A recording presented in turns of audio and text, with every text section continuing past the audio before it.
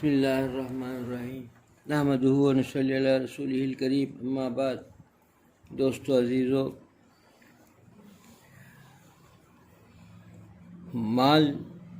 انسان جتنے مال کی محبت میں رہے گا یا مال کی محبت جتنا انسان کے اندر پیوست ہوگی اتنا ہی ایمان کے اندر کمزور ہوتا چلا جائے گا۔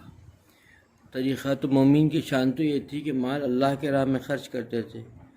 مال کے لیے جب جتنا مال آتا تو اللہ کے راہ میں خرچ کرتے تھے، اللہ تعالیٰ کی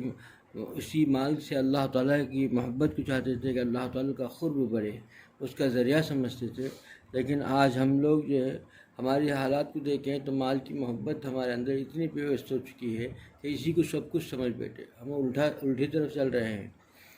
حضور اکرم صلی اللہ علیہ وسلم نے فرمایا مومن کے اندر دو خامیاں ایسے ہو نہیں سکتی کہ دو چیزیں جو وہ مومن نہیں ہو سکتا ہے۔ ایک جو ہے مال کی محبت اور بخل۔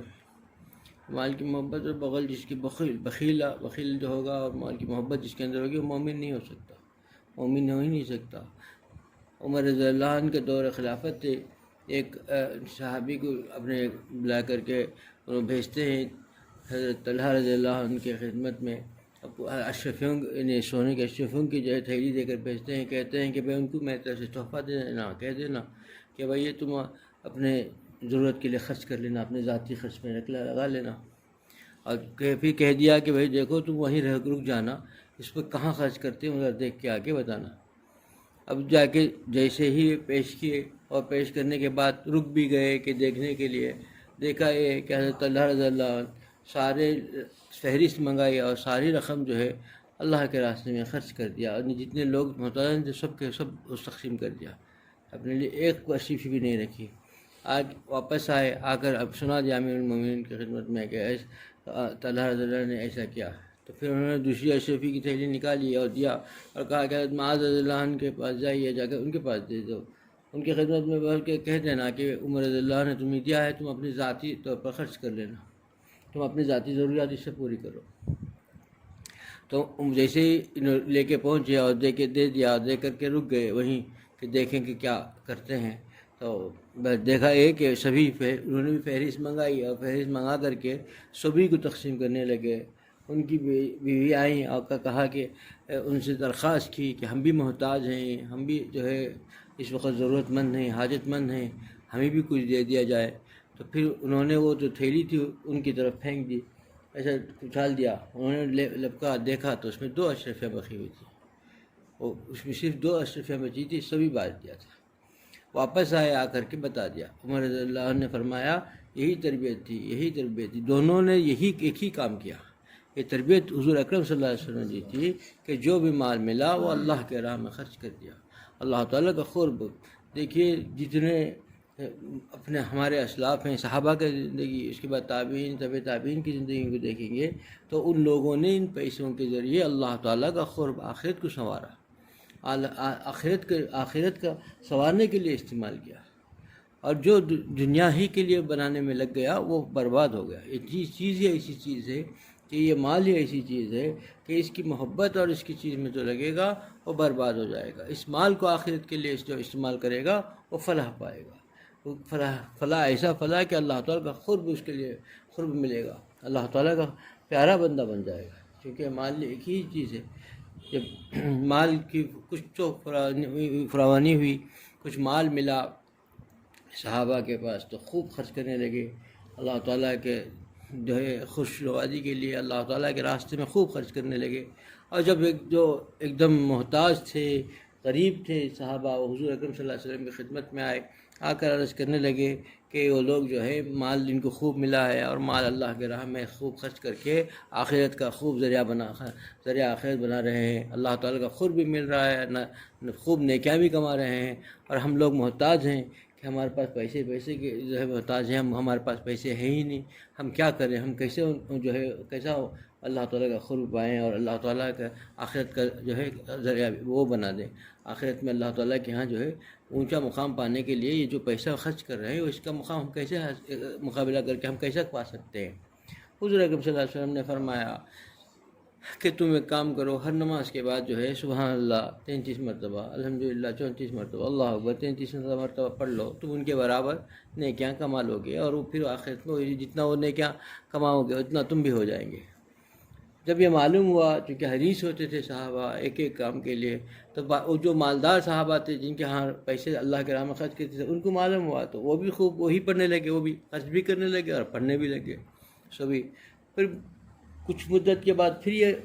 صحابہ جو غریب صحابہ تھے پھر پہنچ کر کے حضور اکرم صلی اللہ علیہ وسلم کی خدمت میں عرض کیا کہ ہم کیا کریں، اب وہ بھی پڑھ رہے ہیں۔ تو کہا کہ دیکھو اللہ تعالیٰ کس کو چاہتے ہیں ان کو عطا کرتے ہیں، یہ اللہ تعالیٰ کا فضل ہے، اس فضل پر کبھی کچھ نہیں کر سکتا،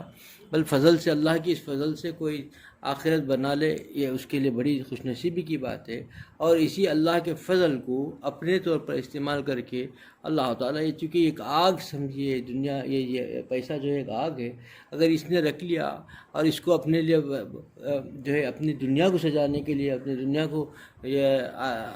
آسائش اور عائش کے لیے استعمال کرنے میں لگا دیا، تو یہ ہے جو ہے مال جو ہے جو آخرت کا ذریعہ تھا وہ اس کے لیے آگ بن جاتا ہے۔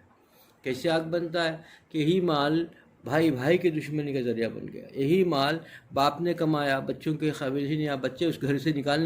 باپ کو نکالنے لگ گئے، بہت بڑی کھوٹی بڑے حویلی بنا دیا، گھر کے اندر بڑے بڑے گھر بنا دی اور خوب مال لانے کے لیے ذریعہ بنا دیے، پیسے آ گئے، اور جب بڑھاپا آتا ہے تو بیٹا اس کو گھر سے باہر نکال رہا ہے، بیٹا برداشت نہیں کر رہا ہے، پیسہ اس کا ہے اور وہ خرچ کر رہا ہے۔ اسی کے لیے فرمایا کہ جو کچھ تم نے کھا لیا وہ تمہارا ہے، جو کچھ تم نے اللہ کے راہ میں دے دیا وہ تمہارا ہے، اور جو چھوڑ رہے ہو تمہارا ہے ہی نہیں، تم اس مال کے مالک ہو ہی نہیں، بس وہ کسی اور کا ہوگا۔ پھر دوستو عزیزو، ہم میں سے ہر آدمی سوچے کہ مال و بال بھی ہے، اور مال کے ذریعے آخرت کمانے کا ذریعہ بھی ہے، اللہ تعالیٰ کا قرب ملے گا، اللہ تعالیٰ کو جو ہے خوشنوازی میں ملے گی، اور یہ بس یہ ہے کہ اللہ کے راہ میں خرچ کرے، جتنا خرچ کرے گا اتنا ملے گا۔ ہمارے ذہن میں یہ ہے کہ مال خرچ کرنے سے پاس کم ہو جائے گا، یہ بالکل غلط ہے۔ حضور اکرم صلی اللہ علیہ وسلم، اللہ کا حکم ہے، اللہ تعالیٰ فرماتے ہیں، دونوں جہاں کے بادشاہ فرماتے ہیں، اور اس کو لے کے آنے والے جبرائیل علیہ السلام لے کے آتے ہیں، جبرائیل علیہ السلام اللہ کے فرشتے اور جلیل القدر فرشتہ لے کے آ رہے ہیں، اور حضور اکرم صلی اللہ علیہ وسلم کے پاس پہنچتا ہے، اور حضور اکرم صلی اللہ علیہ وسلم فرماتے ہیں کہ جو ہے مال قسم کے ساتھ فرماتے ہیں کہ مال جو ہے کسی کو مال اللہ کے راہ میں خرچ کرنے سے کسی کا مال کم نہیں ہوتا۔ ہمارا ایمان کہاں ہے؟ ہم یہ سمجھتے ہیں کہ مال خرچ کریں گے، بانٹیں گے تو پھر وہ جو ہے اس سے ہمارا نقصان ہو جائے گا۔ ایک واقعہ لکھا ہے کہ ایک صاحب تھے، انہوں نے اللہ کے راہ میں بہت خرچ کرتے تھے، اللہ نے ان کو اتنی عزت بھی دی اور اتنی اللہ تعالیٰ نے راحت و عافیت کی زندگی دی، خرچ کرتے رہے۔ جب باپ کا انتقال ہو گیا تو بیٹوں نے سوچا کہ باپ بیوقوف تھا کہ پیسے اڑاتا تھا، بیکار خرچہ کرتا تھا، تو ہم جو ہے اس پیسے کو ہم ایک پیسہ بھی کسی کو نہیں دیں گے، ہم رکھ لیں گے۔ پھر ہوا یہ کہ سب کچھ آپس میں لڑائی جدال ہونے لگا، سب جو جائیداد تھی سب بکنے لگ گئی، اور کچھ نہیں ہاتھ آیا، اور بالکل جو ہے وہ خود کنگال ہو گئے۔ ایک واقعہ عبرتناک ہے کہ ایک جو ہے ایک عطر کی فیکٹری بہت بڑی، اتنا عطر ان کا بکتا تھا کہ سارے دنیا کے اندر،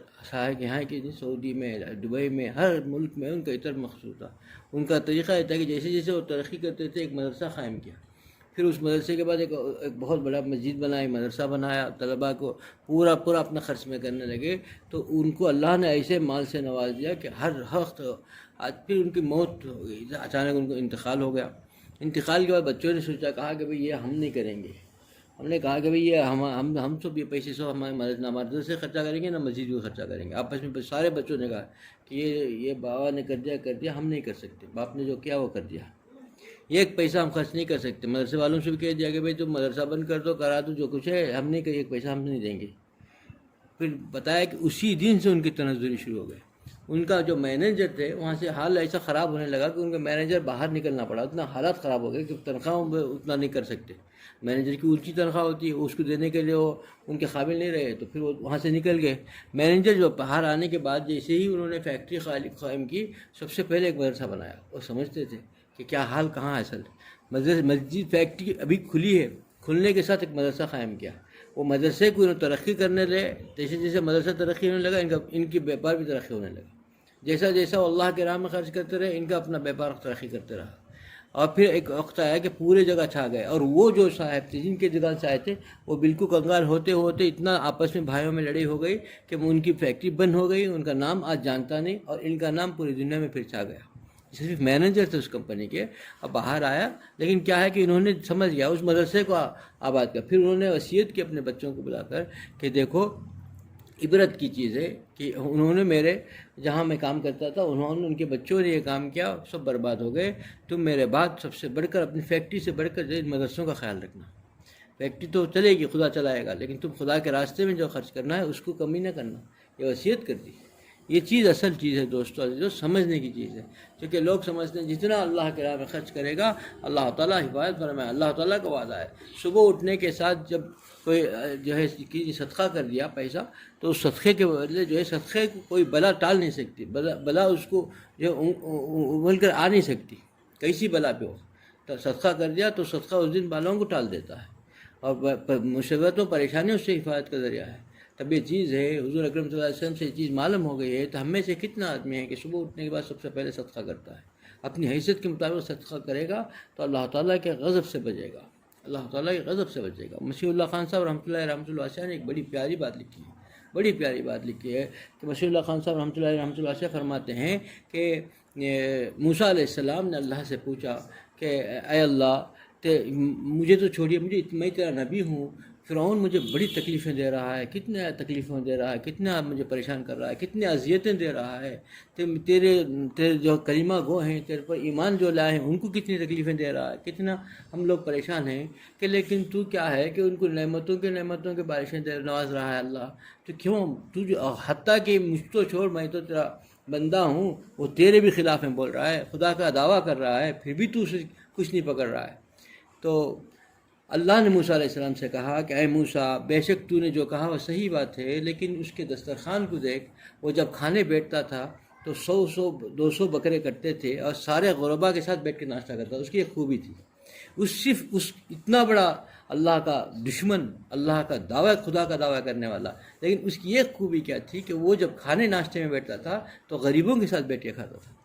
موسیٰ علیہ السلام سے اللہ نے کہا کہ اے موسیٰ، اس کے دسترخوان کو دیکھ، جب وہ کھاتا ہے تو غریبوں کے ساتھ بیٹھ کے کھاتا ہے، جس دن اس غریبوں کے ساتھ کھانا بند کرے گا اسی دن اس کا آخری دن ہوگا۔ لکھا ہے کہ پتہ چلا کہ موسیٰ علیہ السلام کے جو لوگ اس نے جتنے لوگوں کو بھیجا تھا جادوگروں کو، سب نے موسیٰ علیہ السلام پر ایمان لے کے آئے، تو غصہ آ گیا، سارے اسی کے جو آدمی تھے وہ بھی ایمان لے کے آئے، تو غصے میں آ کر اس نے اتنا غصے سے کہا کہ 200 بکرے جو روز کٹتے تھے ناشتے میں، اس نے کہا کہ صرف 2 بکرے کٹیں گے اور میرے سوا کوئی ناشتہ نہیں کرے گا۔ اب اس دن جب میں نے کہا کہ تیاری کرو، کہا کہ بھائی فوج کو کہا کہ تیار ہو جاؤ، ہم حملے کے لیے نکلیں گے، اور اس دن صرف تنہا ناشتہ کر کے نکلا، 2 ہی بکرے کٹے اس دن، اور صرف یہ تنہا ناشتہ کرا، ایک کو بھی اتصال میں بٹھایا نہیں، اور وہ آخری تھا، اسی دن غرق ہو گیا۔ سیم مسیح اللہ خان صاحب رحمۃ اللہ سے فرماتے ہیں دیکھو اس سے عبرت سے لے لو کہ اللہ تعالیٰ کتنا بڑا دشمن اللہ کا، خدائی کا دعویٰ کرنے والا، اس سے بڑا دشمن روئے زمین میں کوئی نہیں ہوگا۔ اللہ تعالیٰ کا اتنا بڑا دشمن، اتنا باقی، اسے بھی اللہ مہلت دے رہا تھا کیونکہ وہ غریبوں کے لیے کھلا رہا تھا، غریبوں سے جسے ہی انہیں ہاتھ موڑے اسی دن اس کا آخری غرق کر دیا گیا۔ تو ہم میں سے ہر آدمی کتنے، ہم میں سے ہر آدمی غور کرے کہ ہم کتنا اپنے نفس پر اپنا نفس پر ظلم کر رہے ہیں، اللہ تعالیٰ کے ساتھ کتنا ہم گناہوں میں ڈوبے ہوئے ہیں۔ ہمارے لیے نجات کا ذریعہ کہ کم سے کم جو ہے پہلے اگر روزانہ جو ہے صدقہ کرتے رہیں گے، غریبوں پر خود خرچ کرتے رہیں گے، تو اللہ تعالیٰ جو ہے توبہ کی توفیق تک ہم کو مہلت بھی دے دیں گے، پکڑ سے بچتے رہیں گے۔ اللہ مجھے بھی اس میں عمل کی توفیق عطا فرمائے، آپ لوگوں میں اس عمل کی توفیق عطا فرمائے۔ وآخر دعوانا الحمد للہ رب العالمین۔